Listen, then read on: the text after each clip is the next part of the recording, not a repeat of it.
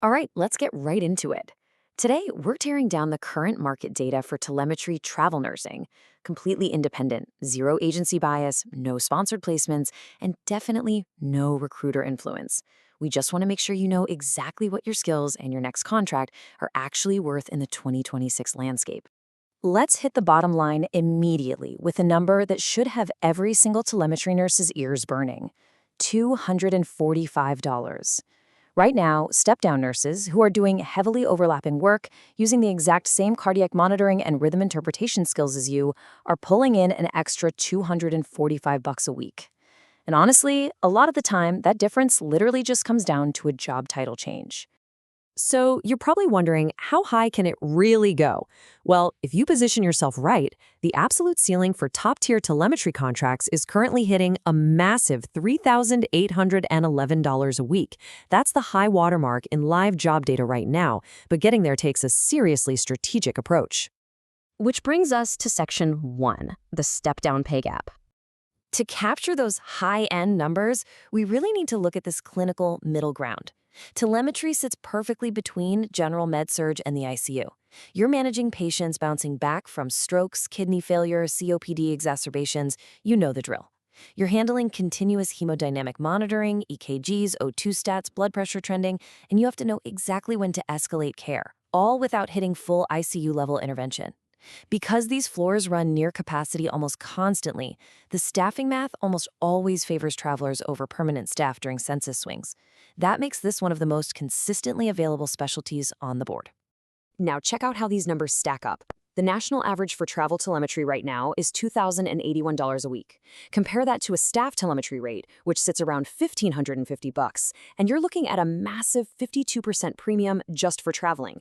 But look at how step-down towers above both of them at $2,574 a week. The takeaway? If you are totally comfortable with higher acuity step-down patients, staying strictly in the telemetry lane is literally leaving money on the table. Moving on to Section 2, national averages and top markets. If you want to hit that six-figure bracket, talking roughly 100 to 115K as a traveler keeping a full calendar, you've got to target the right spots. You might assume all the premium pay is locked up on the coasts, right? Well, actually, scratch that. Yes, California facilities like Stanford or San Leandro run well above $2,900 and can top $3,700 a week, but look at the unexpected upper Midwest. Places like Fargo and Minot in North Dakota, or Battle Creek, Michigan. They're consistently crossing the $3,000 weekly threshold for telemetry contracts.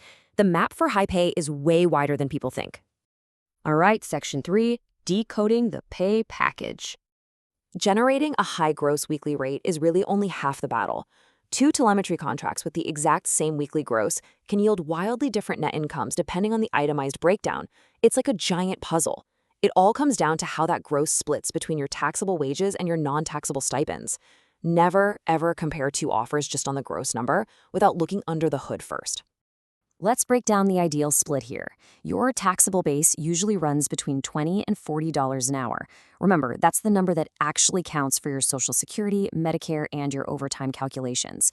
Meanwhile, on a national level, non-taxable stipends average $1,388 across all travel RN roles. You've got to push for optimal tax home strategies to protect that stipend while still securing a solid taxable base. And I cannot stress this enough, guys. Ensuring your tax home is legally compliant is an absolute requirement if you intend to keep that lucrative weekly stipend shielded from taxes. Those stipends need a valid tax home to stay non-taxable under IRS rules. Seriously, don't risk your earnings on bad advice because the IRS absolutely does not care about your travel expenses. Next up, Section 4, the PCCN Certification ROI. So how exactly do you bridge the gap to capture those higher pay tiers? Well, here's the direct, step-by-step path to unlocking those step-down contracts. Step 1, BLS and ACLS are your baseline, non-negotiable. Without ACLS, your options shrink incredibly fast. Step 2, you need to rack up 1,750 acute care hours within the past 2 years. That qualifies you for the PCCN certification. And that PCCN is the real game changer here. It's your direct key to step down and PCU-tier pay. Now, most facilities require 1 to 2 years of recent acute care telemetry or high-acuity med-surg experience. This isn't just a nice-to-have, it's a hard approval checkpoint. But if you really want to make yourself undeniably competitive for premium hybrid telemetry and step-down roles, throwing advanced credentials like the CCRNK and CMC on your resume puts you at the absolute top of the stack. No question. Okay, Section 5, the pre-signing risk checklist. Before putting ink on any contract, regardless of how good the pay looks, you have to actively manage your clinical risk. Why? Well, because the word telemetry means something completely different at every single facility. What Hospital A calls a standard telemetry floor might be functionally identical to Hospital B's high-acuity step-down unit. You just cannot assume standard conditions based on the job title. This means you need to have a direct, firm conversation with the unit manager during your interview. Demand exact drip management protocols. Verify their rapid response expectations. Ask them point blank, do you take ICU overflow patients? Clarify your actual patient ratios, because telemetry can wildly swing from a 1-to-3 ratio in high acuity cardiac units all the way up to a grueling 1-to-6 ratio on floors that basically operate as med-surg. And definitely ask about floating. Telemetry travelers get floated to step-down, med-surg, or observation all the time. There's a quote here that really hits the nail on the head. Get clear on where you could end up before you sign, not after you arrive. That is the golden rule of travel nursing. Set your floating boundaries and demand structural clarity before you ever leverage your clinical skills for a facility. By relying on completely independent pay intelligence, resources that don't take placement fees or agency funding, you totally transform your position. You go from being a passive job seeker just crossing your fingers for a fair deal to an informed contract negotiator who knows exactly what the market dictates. You should always run your specific offer through independent evaluation tools, like the free Pay Decoder tool. You just punch in your taxable rate, your stipends, your location, and your hours. It maps out the whole shebang so you can see exactly what you keep after taxes and expenses long before you actually commit to a facility. So let's wrap this up.